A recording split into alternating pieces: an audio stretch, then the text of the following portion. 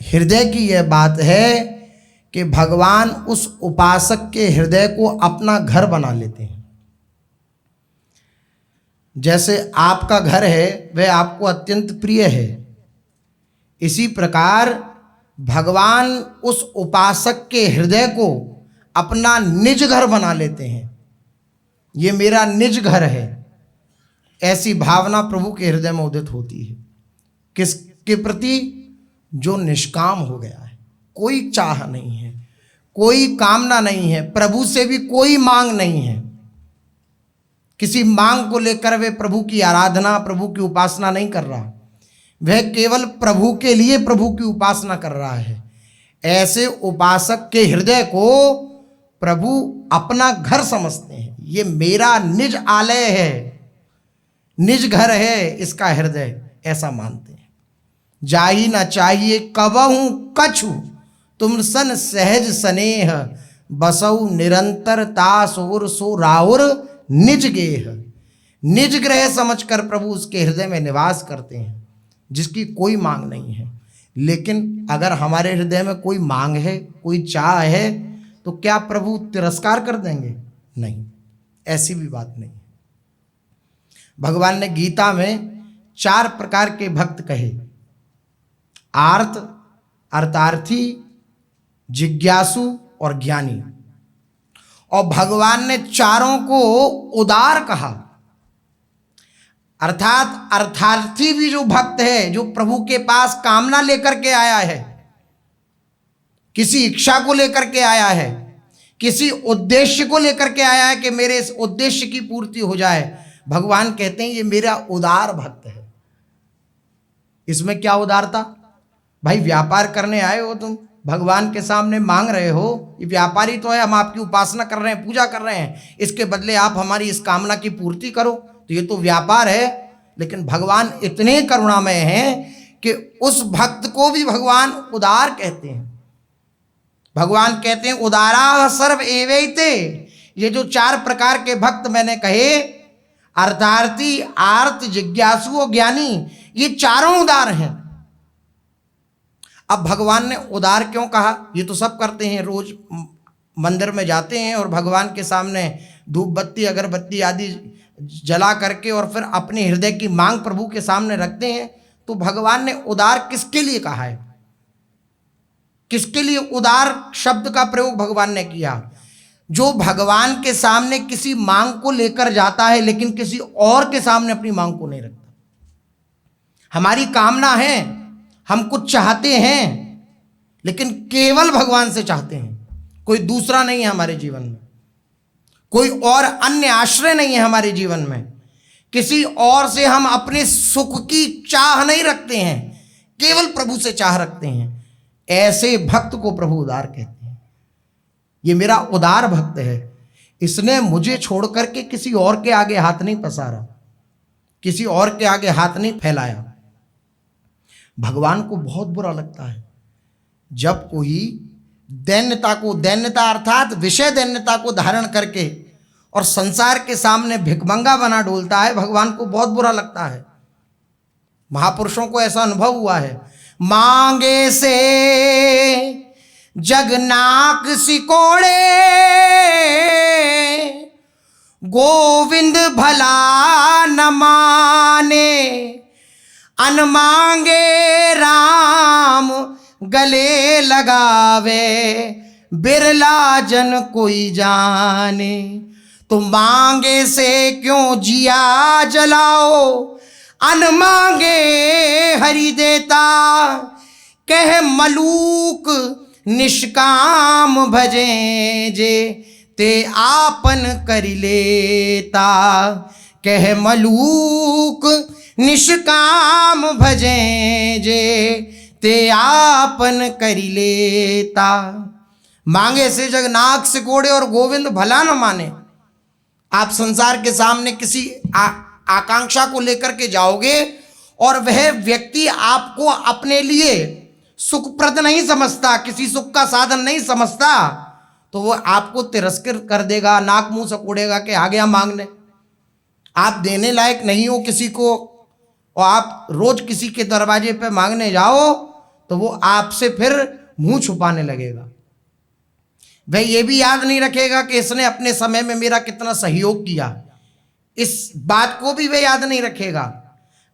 आप उसके सामने मांगने गए, वो आपको धीरे धीरे आपको दिखलाई देगा कि वे अपना नाक मुंह सकोड़ के दूर हटने की चेष्टा करेगा, आपको अनदेखा करेगा। ऐसी स्थिति है संसार की। तो जब संसार के सामने कोई मांगता है तो भगवान को भी अच्छा नहीं लगता कि मैं सर्व समर्थ बैठा हूं अभी और सर्व काल में बैठा ही रहूंगा, इसके लिए ही मैं अपने ये जो जीव है इससे अत्यंत प्यार करता हूं, मेरा ही अंश है ये, इसलिए मैं इससे अत्यंत प्यार करता हूं और ये मेरा कहा करके मेरे होते हुए ये दूसरों के सामने हाथ फैलाता है तो गोविंद भला ना माने, भगवान को अच्छा नहीं लगता। और अनमांगे राम गले लगावे, हमारी कोई इच्छा नहीं है किसी से, जो कामना है या निष्काम है, जैसे भी हैं हम प्रभु के हैं, प्रभु के लिए हैं, प्रभु के समक्ष हैं, तो अनमांगे राम गले लगावे, भगवान उसे अपने गले से लगा लेते हैं। बिरला जन कोई जाने, इस रहस्य को कोई बिरला जानता है। जिसको प्रभु के अस्तित्व पर पूर्ण विश्वास है वो बिरला उपासक ही इस रहस्य को जानता है। अस्तित्व पर विश्वास होना बड़ा कठिन बात है। हम मुख से कह सकते हैं कि हम भगवान पर विश्वास रखते हैं, लेकिन जब विपरीत परिस्थिति आए तब केवल भगवान का चिंतन हो, तब माना जाएगा कि आपने सर्व सामर्थ्यशाली भगवान के अस्तित्व पर विश्वास किया। इसलिए राधा बाबा ने कई बार अपनी वाणी में ये प्रार्थना रूप में कहा कि भगवान से प्रार्थना करो कि प्रभु मेरे को आपके अस्तित्व पर विश्वास हो जाए, मैं आपके अस्तित्व पर विश्वास करने लगूं, आप हो इस बात की दृढ़ भावना मेरे हृदय में स्थापित हो जाए।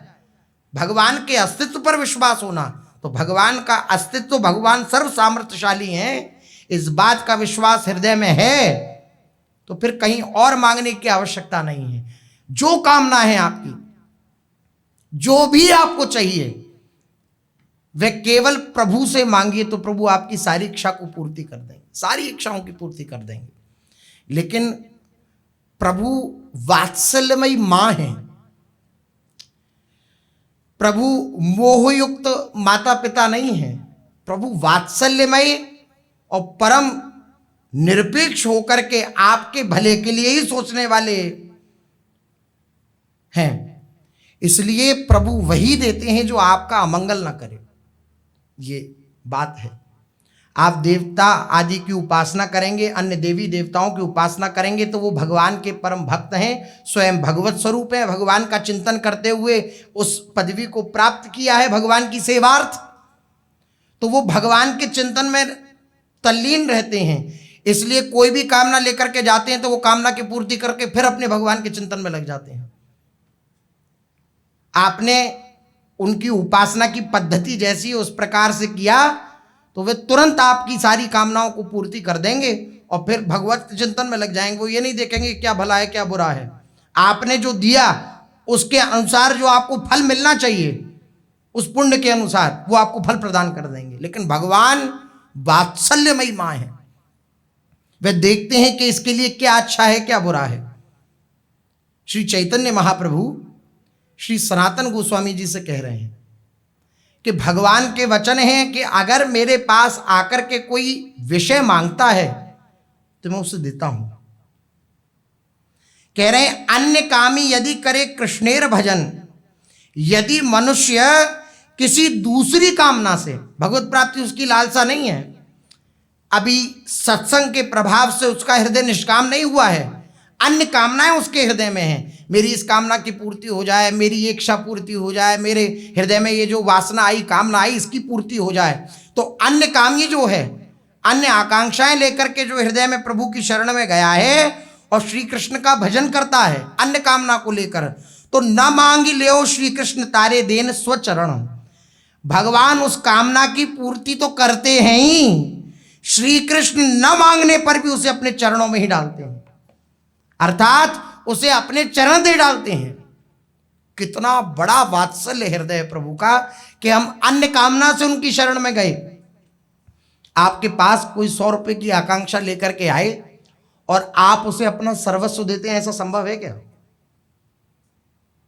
आपसे मांग करी किसी ने कि 100 रुपये दीजिए, तो आपके पास हैं, आप दे देंगे।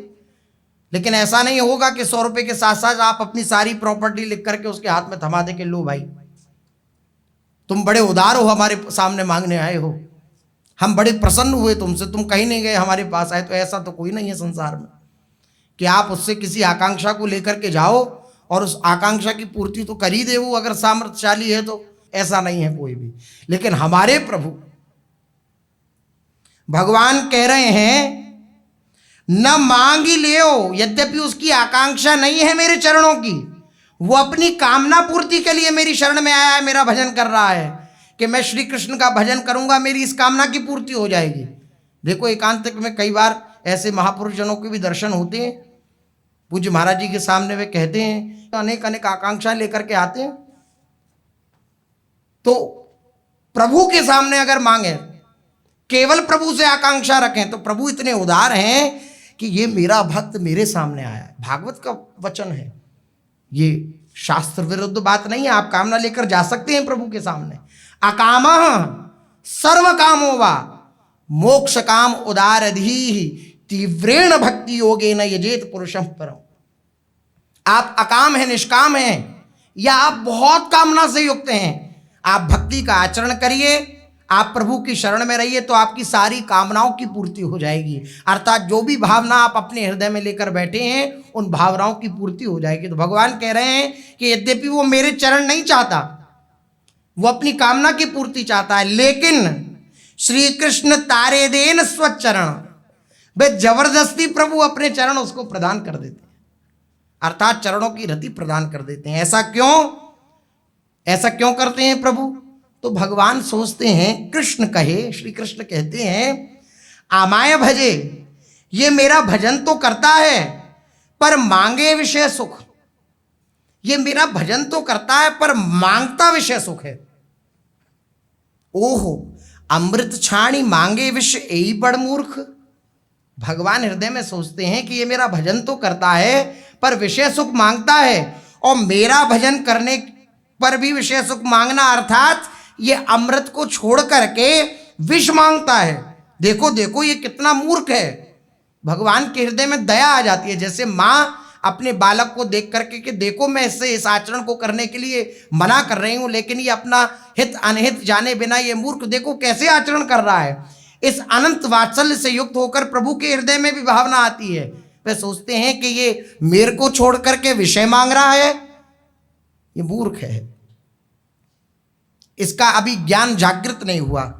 लेकिन भगवान के हृदय में बात आती है, ये तो मूर्ख है, लेकिन आमी विज्ञ, मैं तो समझदार हूं, मैं तो जानता हूं कि क्या सही है और क्या गलत है। ये तो मूर्खतावश होकर के विषय मांग रहा है मेरा भजन करके भी, लेकिन मैं तो विज्ञ हूं, मैं तो समझदार हूं, मैं तो जानता हूं, सब कुछ जानता हूं कि किस बात में इसका मंगल छिपा है और किस में अमंगल है, मैं सब जानता हूं। तो यही मूर्ख के विषय के न देव, मैं भला जानबूझकर इसका हितैषी होकर भी इस मूर्ख को विषय देकर ही कैसे टाल दूं, केवल विषय देकर कैसे टाल दूं इसे। मैं तो इसे स्वचरण दिया विषय भुलाए। अब क्या ये शर्त है, आप कहीं भी ना मांगे, किसी के भी आगे अपनी दैन्यता को प्रकट ना करें, विषय दैन्यता को, कि मेरे को इस चीज की आवश्यकता है, इस विषय की आवश्यकता है। केवल प्रभु के सामने कहें तो प्रभु अति उदार उस भक्त को समझ करके उसके विषयों की पूर्ति तो करते ही हैं, साथ में स्वचरण दिया विषय भुलाए, साथ में प्रभु अपने चरणों की रति प्रदान करते हैं।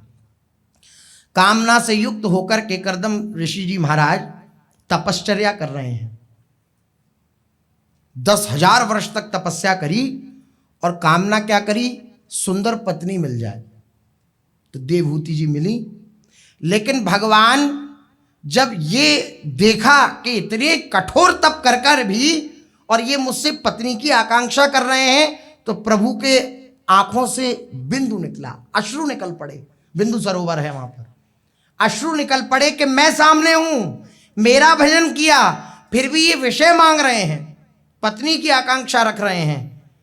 तो प्रभु ने अपनी तरफ से कहा कि तुम्हें पत्नी तो मिलेगी और तुम्हारे पुत्र के रूप में मैं स्वयं आऊंगा। तो भगवान ने विषय की पूर्ति तो करी ही, जो आकांक्षा थी उसकी पूर्ति तो करी ही, लेकिन स्वचरण दिया विषय भुलाए। अब अपने चरणों की प्राप्ति करा दी, अपना चिंतन दे दिया, और उस चिंतन का प्रभाव यह हुआ कि अंतो गत्वा श्री करदम जी महाराज वैरागी होकर के, वैराग युक्त होकर के अपनी सारी ममता आसक्ति को त्याग करके प्रभु के चरणों में सन्निहित हो गए। ये भगवान की कृपा है। आपकी कोई भी कामना है, आप प्रभु के सामने जाएं और प्रभु को एक छूट भी दे दें कि अगर मेरे लिए ये मंगल है तो आप पूर्ण करिएगा। मैं कितना भी रोता रहूं, गिड़गिड़ाता रहूं, तब भी मेरी इस मांग की पूर्ति मत करिएगा। अगर मेरे लिए ये अमंगल है तो, अगर मंगल है तो आप पूर्ति कर दीजिएगा। भगवान उसकी पूर्ति तो करेंगे ही, लेकिन बहुत हृदय में धारण करने वाली बात है कि प्रभु अपने चरणों की भी रति उसे प्रदान करेंगे। शर्त इतनी है, कहीं और नहीं जाना, केवल प्रभु, केवल प्रभु, केवल प्रभु, और किसी से नहीं कहना, केवल प्रभु। तो इसे अपने चरण दे करके, मैं इसे अपने चरणों का प्रेम देकर इसका विषय प्रेम भुला दूंगा, इसके विषय प्रेम को मैं नष्ट कर दूंगा। इसका जो विषयों के प्रति प्रेम है उसको मैं नष्ट कर दूंगा अपने चरणों की रति दे करके, और इसे अपने चरणों की रति में, अपने चरणों के प्रेम में डुबा दूंगा। सफलता होगी पर निरंतर उनको भजने से होगी। निरंतर उनका भजन करें। आप किसी भी सफलता को प्राप्त करना चाहते हैं, आपको वह सफलता प्राप्त होगी, और साथ में आपको ये बोनस मिलेगा, प्रभु के चरणों की प्रीति प्राप्त हो जाएगी। इसलिए कोई भी कामना है किसी से मत कहिए, कहीं भी कोई भी अपनी कामना को लेकर किसी दरबार में मत जाइए, केवल इनके दरबार में आइए, श्री ठाकुर जी के दरबार में। ये ठाकुर जी महाराज ऐसे उदार हैं, आपकी समस्त कामनाओं को भी पूर्ति करेंगे और अंततो गत्वा आपको अपने में सन्निहित कर लेंगे। हाँ, प्रभु की साक्षात कृपा का अगर अनुभव करना है, प्रभु के साथ खेलना है, प्रभु की दिव्य लीलाओं में सम्मिलित होना है, तो उसके लिए महापुरुषों ने ये उद्घोषणा करी कि निष्कामता। प्रभु उसके हृदय में खेलते हैं जो निष्काम होता है। लेकिन आप कामना युक्त होकर भी आएंगे, और प्रभु के चरण, जब प्रभु की तरफ से प्रीति आपको मिलेगी, प्रभु के चरणों, वो आकर्षण मिलता है। आप प्रभु का भजन कर रहे हैं किसी और कामना से भी, तो प्रभु बीच बीच में अपना आकर्षण देते हैं, और वे जब आकर्षण देते हैं तो उसकी तरफ से दृष्टि हटेगी, विषय आदि की तरफ से, और प्रभु की तरफ दृष्टि पूरी दृढ़ हो जाएगी। जहां दृढ़ हुई तो मन निष्काम हो जाएगा। उसे लगेगा कि मैं कहाँ भटक रहा हूँ, मैं कहाँ कांचों को बटोरने में लग रहा हूँ। ये इंद्र नीलमणि श्याम मनोहर श्री श्याम सुंदर हमारे लिए प्रतीक्षारत हैं कि ये कब आए और इससे मैं कब अपने हृदय से लगाऊं, मैं केवल इनका भजन इनके लिए करूँगा। ये भावना दृढ़ हो जाएगी। इसलिए किसी बात से, किसी इस बात में आकर के कि निष्काम होना है पहले तब प्रभु की शरण में आना, ऐसा नहीं है। किसी भी कामना को लेकर के भी आप प्रभु की शरण में आएंगे तो आपका मंगल ही होगा। प्रभु की शरण में आने से सबका मंगल ही होता है। यत्र योगेश्वरः कृष्णो यत्र पार्थो धनुर्धरः तत्र श्रीर विजयोर भूतिर ध्रुवा नेतिर्मतिर्मम। जहां भगवान का दिव्य निवास है वहां निश्चित मंगल ही मंगल होता है, निश्चित मंगल मंगल होता है। इसलिए पूर्ण रूपेण प्रभु के आश्रित होकर उनका भजन करते रहें। चलते हैं, महाप्रभु जी दिव्य सुख श्री मान सरोवर जी पे बरसा रहे हैं। मान सरोवर पर विराजमान हैं, रोज आते हैं श्री महाप्रभु जी संध्या काल में, और संध्या काल में आकर के महाप्रभु जी श्री प्रिया प्रीतम की दिव्य मानसी भावना में तल्लीन रहते हैं।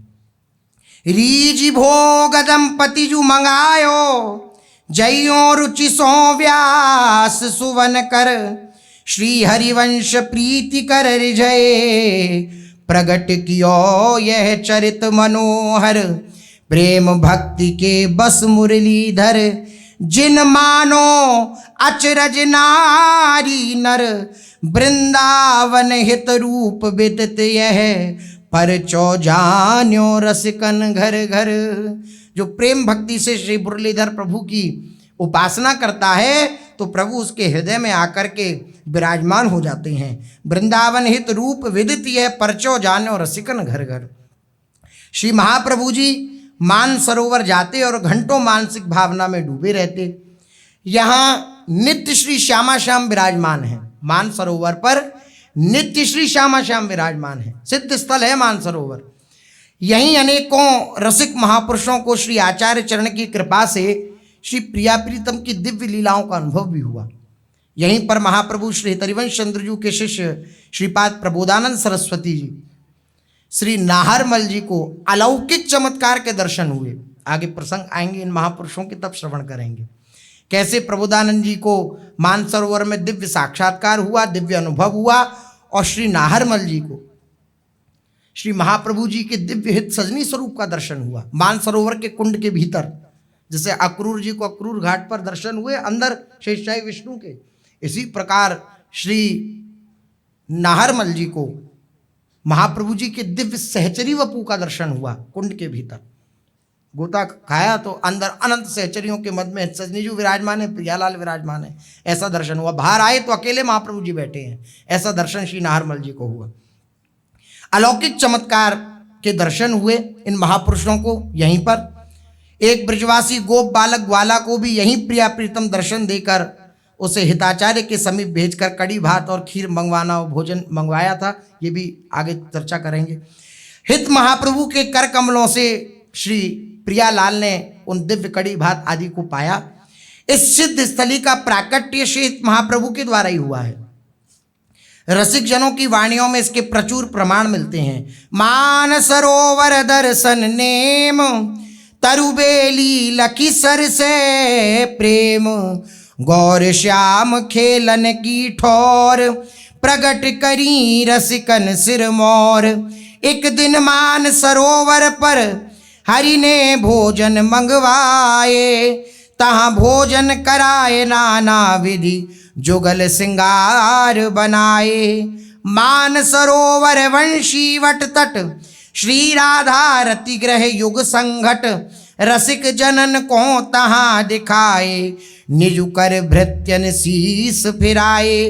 बंशी वट रसिकन दर्शायो मान सरोवर प्रगट दिखायो। ऐसा महापुरुषों की वाणी में खूब प्रमाण मिलते हैं कि मान सरोवर का प्राकट्य श्री महाप्रभु जी ने किया। यहाँ पर लता पादपों से समावृत एक छोटा सा मंदिर है जिसमें श्री जी की नाम सेवा जी विराजमान है।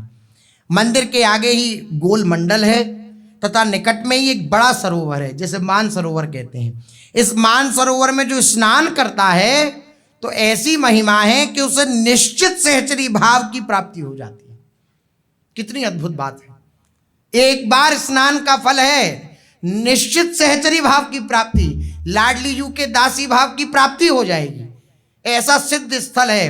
हित ध्रुव जो विश्वास है तभी सुधरे बात। पूर्ण विश्वास करके उन आचमन करिए, अवगाहन करिए मानसरोवर जी का, तो आपको उस लाभ की प्राप्ति होगी, अनुभव होगा। चिर पूर्व परंपरा से राधा वल्लभी हित रसिक संत जन यहाँ श्री हिताचार्य चरण की अष्टयामी सेवा पद्धति के अनुसार नित्य प्रति सेवा करते हैं। श्री युगल सरकार की मास की प्रत्येक पूर्णिमा को यहाँ पर मेला लगता है। पूर्णिमा में समस्त ब्रजवासी, आसपास के दूर दूर से भी ब्रजवासी जन पूर्णिमा के दिन आते हैं, मानसरोवर स्नान करते हैं, श्री मान बिहारिणी जी का दर्शन करते हैं। और फाल्गुन बदी एकादशी को जो होली का उत्सव होता है, आज मानसरोवर मेला, तो उस मेला का भी बड़ा धूमधाम से मनाया जाता है। सुबह से लेकर और रात्रि पर्यंत पूरी रात्रि समाज गायन होता है। फाल्गुन बदी एकादशी को एक बड़ा मेला विशेष रूप से लगा करता है जिसमें आसपास के सभी गांवों के ब्रजवासी गण एकत्रित होते हैं। इस अवसर पर दिन व रात्रि में राधा वल्लभी हित रसिकों द्वारा होरी धमार के पदों का समाज गायन होता है। दिव्य गुलाल उड़ता है, अद्भुत शोभा होती है।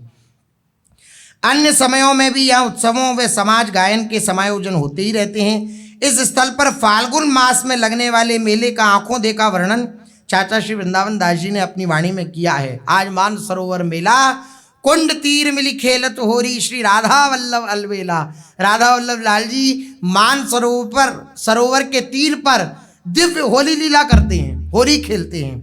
बाजत वंशी बीन मुरज डफ झांझ मृदंग तबेला, गावत सखी बढ़ावत चौपन रचि रस छंद नवेला। समस्त सखियां गाती हैं, वंशी की ध्वनि बजती है, बीन बजती है, मुरज बजती है, डफ बजती है, झांझ बजती है, मृदंग बजता है तबेला, तबला बजता है, ऐसी दिव्य शोभा होती है। चलत अबीर गुलाल पोटरी रंगन भरी भरी बेला, नृत्य करत कहें हो थे तेई रचत विविध विधि खेला। विविध प्रकार के खेल रच कर और पोटरी में गुलाल भर भर कर खूब गुलाल की वर्षा होती है।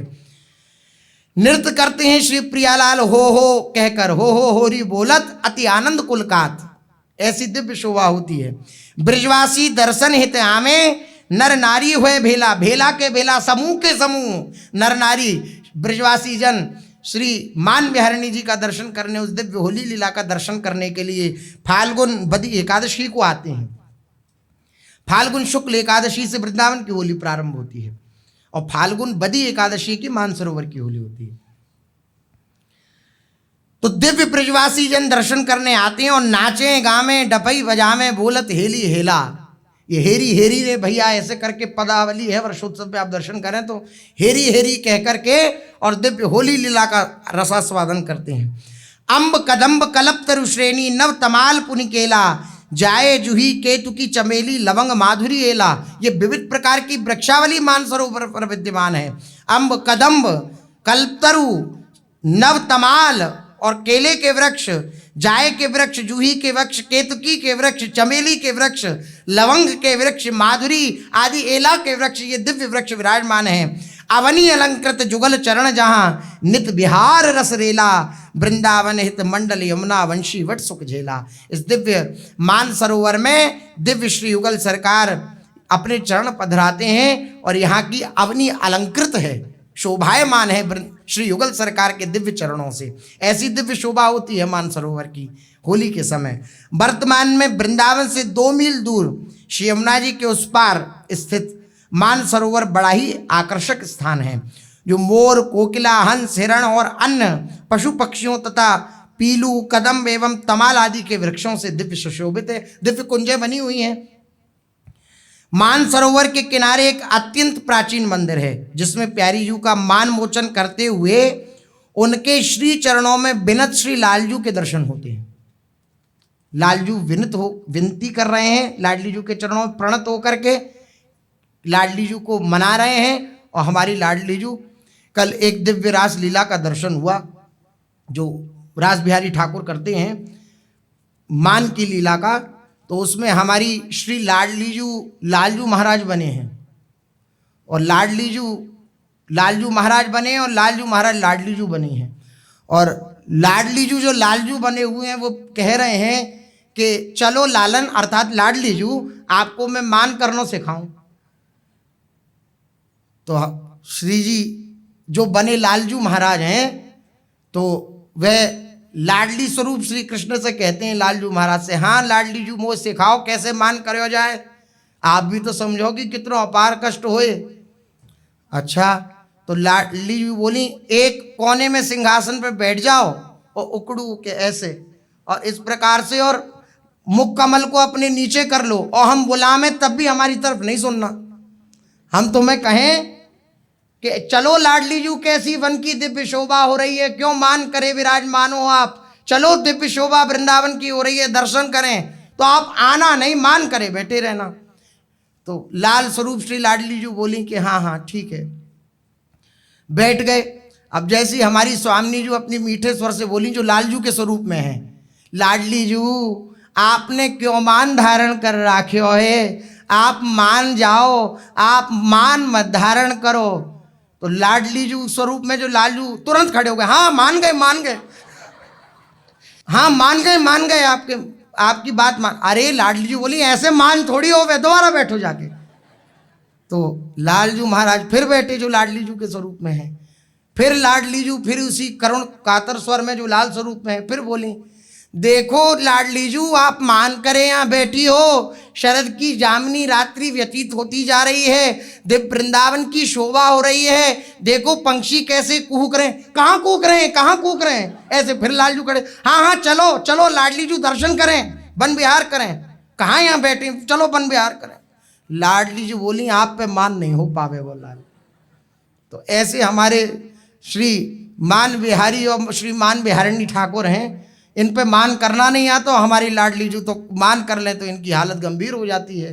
तो ऐसे परम रसीले ठाकुर हैं। ऐसे ठाकुर कहीं नहीं मिलेंगे आपको। ब्रज के रसियाओं में गाया जाता है, ऐसो चटक मटक सो ठाकुर, तीनों लोकन हूँ मैं नाय।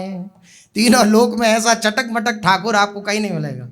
श्री अनन्य अली जी अपनी वाणी में जब भी कोई लीला वर्णन करते हैं तो प्रथम में जब मंगलाचरण की वो श्रृंखला लिखते हैं तो लिखते हैं छैल चिकनिए।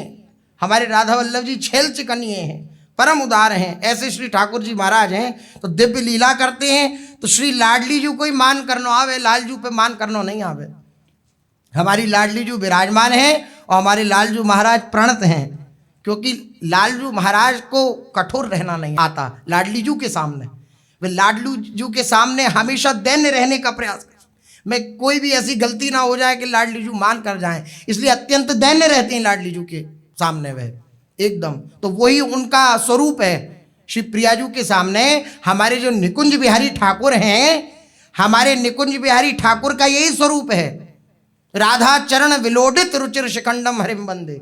श्री लाडलीजू के चरणों में जिनका शिकिपिच मोर मुकुट लुढ़कता रहता है, ऐसे लालजू हमारे आराध्य हैं, ऐसे लालजू हमारे हैं। तो उनका जो निकुंज का स्वरूप है वो अत्यंत दैन्य है, कठोरता नहीं उसमें। तो जरा मैं जो है लाडलीजू जैसी कहें दिव्य शोभा तो चलो, जैसी कहें देखो आप मान करे बैठी हो, अरे कोई मान नहीं, चलो लाडलीजू वन विहार करें, ऐसी दिव्य शोभा। तो वहीं एक नवीन मंदिर में श्री प्रियाजू की नाम सेवा जी विराजमान है, सामने रासमंडल विराजमान है। ब्रज के 5 सरोवरों में से इस मान सरोवर का प्रमुख स्थान है। नमो नमो पंच सरोवर नाम, ब्रज वृंदावन मध्य विराजत, अति प्रिय लागत श्यामा श्याम। नमो नमो पंच सरोवर नाम, श्री राधिका मान कियो मोचन, लाल प्रशंसत आठोयाम। करत विहार मानी रुचि जातट, मान सरोवर सब सुख धाम। नमो नमो पंच सरोवर नाम। दिव्य मान सरोवर है। श्री लालजू के समस्त मनोरथों को पूर्ण करने वाला ये दिव्य स्थल है। किसी यहाँ पे आने वाले मनुष्य की इच्छा की पूर्ति हो जाए, उसकी कामना की पूर्ति हो जाए, इसमें बड़ा आश्चर्य की बात नहीं है, क्योंकि ये जो स्थल है ये स्वयं लालजू के हृदय के मनोरथों को पूर्ण करने वाला है। स्वयं लालजू महाराज के हृदय के मनोरथ पूर्ण होते हैं यहाँ पर, ऐसा दिव्य स्थल है। अगर कोई यहाँ सकामता पूर्वक भी जाकर श्री जी महाराज का दर्शन करता है, बड़ी महिमा है ब्रजवासियों के मध्य मान सरोवर की, बड़ी महिमा है।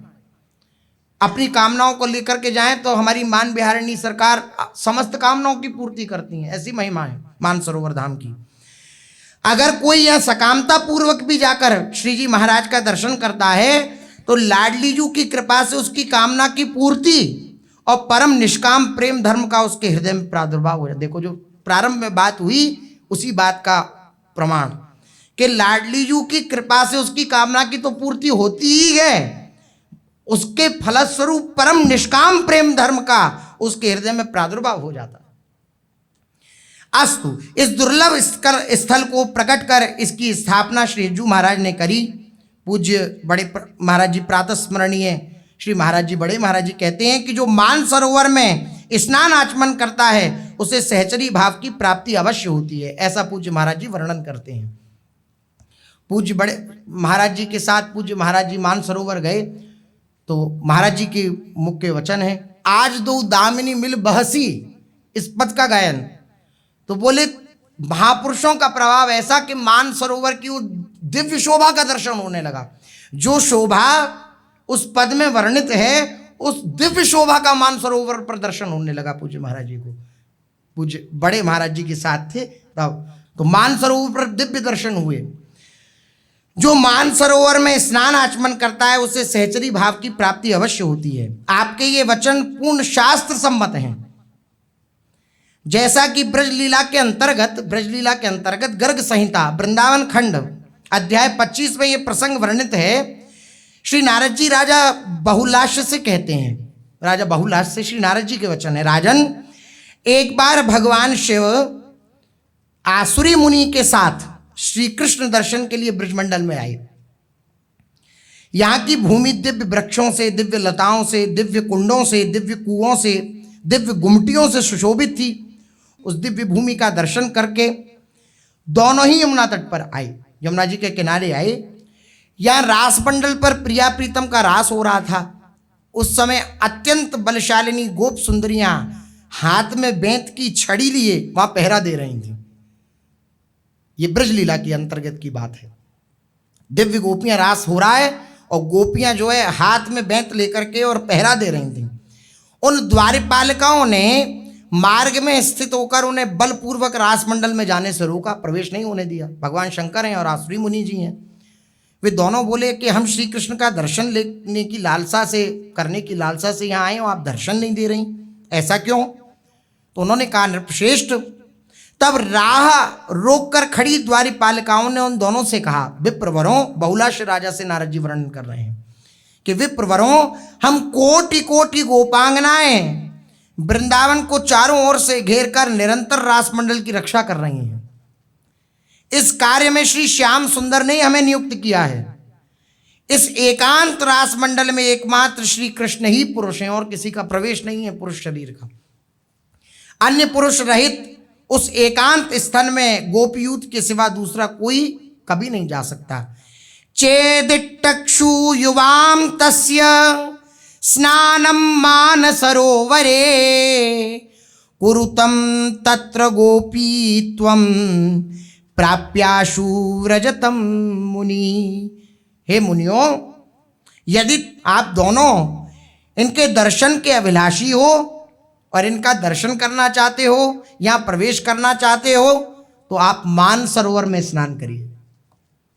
आप जब मान सरोवर में स्नान करेंगे तो आपको वह योग्यता प्राप्त होगी। क्या योग्यता? गोपी स्वरूप प्राप्त होगा, तब आप रास में प्रवेश कर सकते। इसलिए आप मान सरोवर में स्नान करिए, वहां आप शीघ्र ही गोपी स्वरूप की प्राप्ति हो जाएगी आपको, और तब आप रास मंडल के भीतर जा सकते हैं। इत्युक्तौ तौ मुनि शिवौ स्नात्वा मान सरोवरे गोपीत्वं प्राप्य सहसा जगमतु रास मंडले। द्वारपालिकाओं के यों कहने पर वे मुनि और भगवान शंकर मान सरोवर में स्नान किया और स्नान करते ही गोपी स्वरूप को प्राप्त हो गए, और गोपी स्वरूप को प्राप्त करके सहज लीला में प्रवेश श्री भगवान शंकर का हो गया। तभी से महाराज विराजमान है गोपीश्वर के रूप में। आज भी गुरुजनों का कथन है कि जो मान सरोवर में प्यारी जू के सामने कोई भी काम ना करे, कोई भी निवेदन करे, हमारी मान लाडली श्री श्यामा जू तत्काल कामना की पूर्ति कर देती हैं। एक और महामहिमा यह है कि मान सरोवर के जल में जो स्नान करता है उसको निश्चित सहचरी भाव की प्राप्ति हो जाती है। ऐसा गुरुजनों के श्रीमुख से सुना है। श्री मान सरोवर के समीप विराजमान सुंदर सुंदर लताएं अलौकिक शोभा को प्रकट कर रही हैं। सरोवर में और स्थल में भांति भांति के सुंदर कमल खिले हुए हैं। ये गंगा यमुना का दिव्य संगम है मानसरोवर का जल। इसका प्रमाण श्रीहित रूपलाल गोस्वामी जी ने अपनी वाणी में इसका वर्णन किया।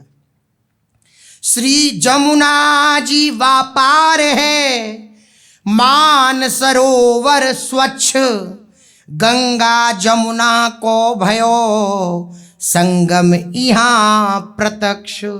श्री रूपलाल जी का अनुभव है, उन्होंने दर्शन किया कि स्वयं गंगा जी और श्री यमुना जी का मिलित वपु है श्री मानसरोवर जी।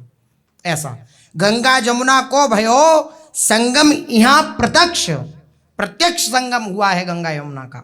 श्री रूपलाल जी की वाणी में ऐसा उद्धृति है। सरोवर में भांति भांति के कमल हैं, जल में छवि की तरंगें उठ रही हैं।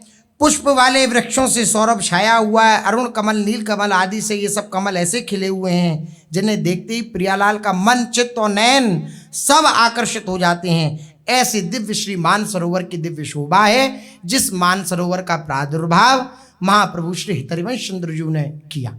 श्री महाप्रभु जी रोज जाते और रोज यहाँ पर बैठ कर के श्री मान बिहारिणी और श्री मान बिहारी जी की दिव्य लीलाओं का चिंतन करते।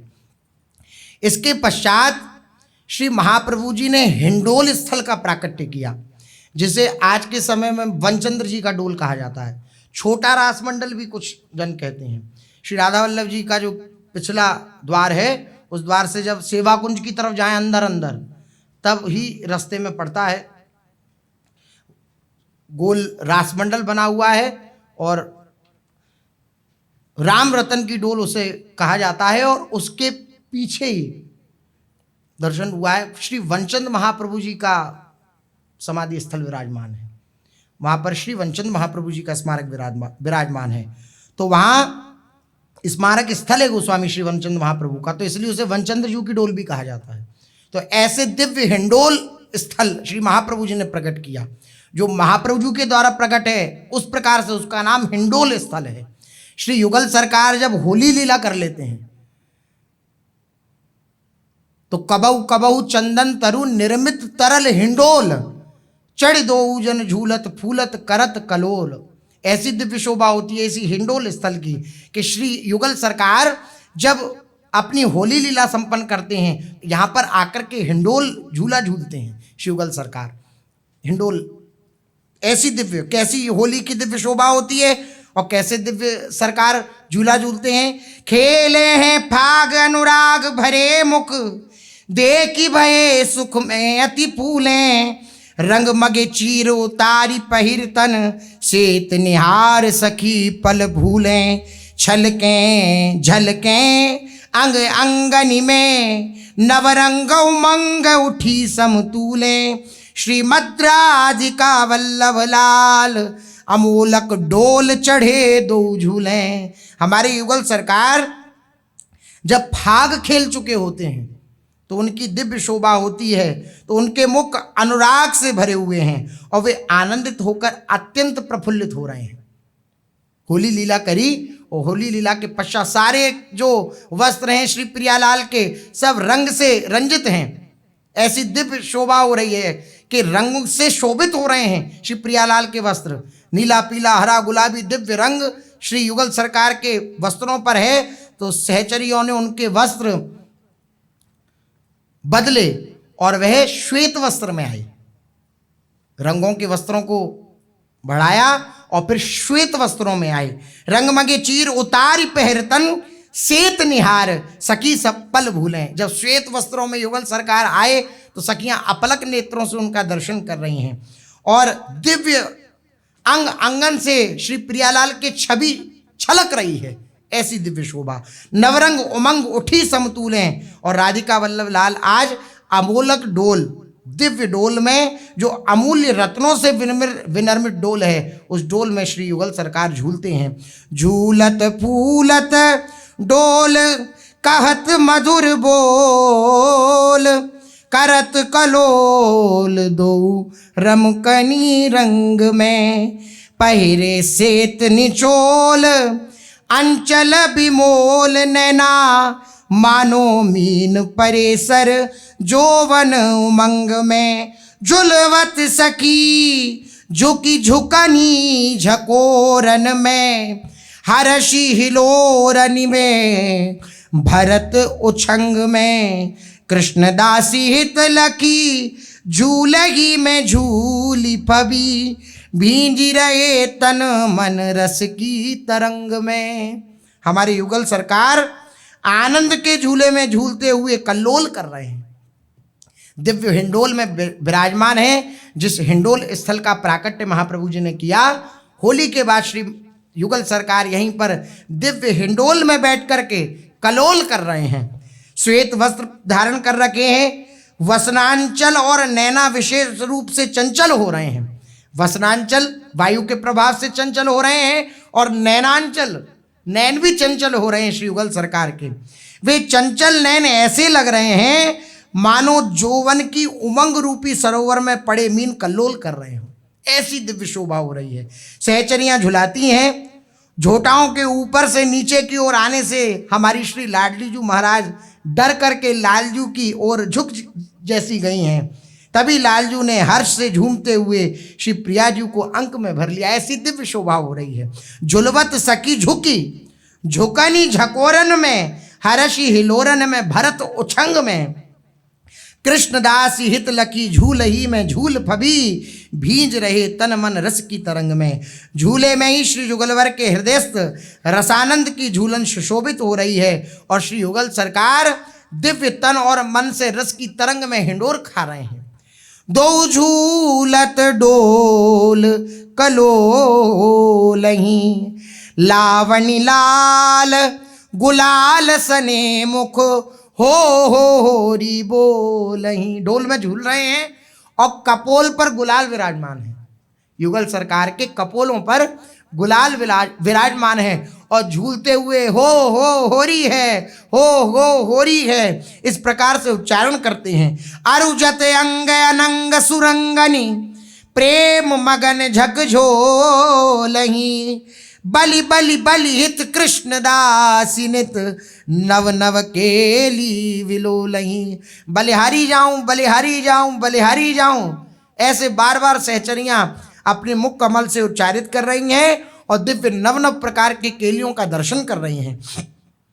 रंगीली निकुंज मदी, रंगीलो हिंडोल रचो, रंगीली झूलनी झूले, रंगीले बिहारी।